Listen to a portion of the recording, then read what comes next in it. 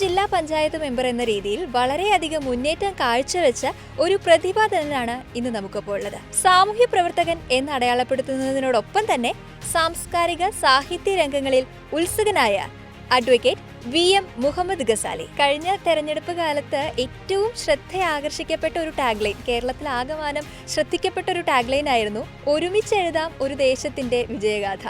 എല്ലാവരുടെയും ശ്രദ്ധ ഈ ഒരു ടാഗ്ലൈനിൽ തന്നെയായിരുന്നു കഴിഞ്ഞ ഇലക്ഷൻ കാലത്ത്. ഞാനും എൻ്റെ ഫ്രണ്ട്സൊക്കെ ചർച്ച ചെയ്തിരുന്നു. ഈ ഒരു ടാഗ്ലൈൻ കേൾക്കുമ്പോൾ നമുക്കൊരു പ്രത്യേക അടുപ്പം തോന്നും. ഉണ്ടാക്കിയ റോഡിൻ്റെ അങ്ങേ തലയിൽ ഒരു പ്രായമായൊരു മനുഷ്യനുണ്ട്, നടക്കാൻ പറ്റാത്തൊരു മനുഷ്യൻ.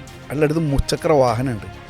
പക്ഷെ കൊച്ചു എന്നാണ് ആ ചേട്ടൻ്റെ പേര്, കൊച്ചുവേട്ടൻ എന്നാണ് ഞങ്ങളൊക്കെ വിളിക്കുക. ആ പുഴയുടെ തീരത്ത് ആ വണ്ടി വെച്ച് ആ വീട്ടിലിങ്ങനെ ഇരിക്കുന്നതാണ്. പുറത്ത് ഇറങ്ങാൻ പറ്റുന്നില്ല വണ്ടിയിട്ട്. ഈ റോഡ് അങ്ങോട്ട് ഉദ്ഘാടനം ചെയ്ത സമയത്ത് ആ വണ്ടിയിട്ട് റോട്ടിലേക്ക് ഇറങ്ങി വന്ന് അതൊക്കെ ജീവിതത്തിൽ വല്ലാത്തൊരു സന്തോഷമുള്ള ഒരു സമയമാണ്. റോഡുകളും പാലങ്ങളും മാത്രം ഉണ്ടാക്കി പോകുന്ന ഒരു അംഗമായിരിക്കില്ല.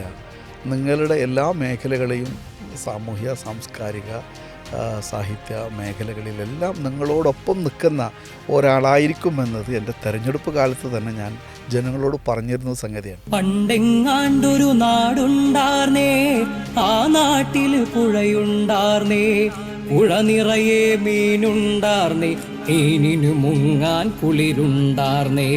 ഒരു വലിയ സന്തോഷമുള്ള ഒരു കാര്യമാണ്.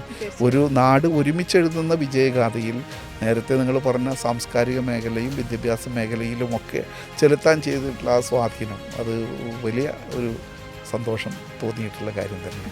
മൊത്തത്തിൽ 60 ലക്ഷം രൂപയുടെ ഒരു പ്രോജക്റ്റ് ഗംഭീരമായിട്ട് പാവർട്ടിയിൽ ചെയ്യും.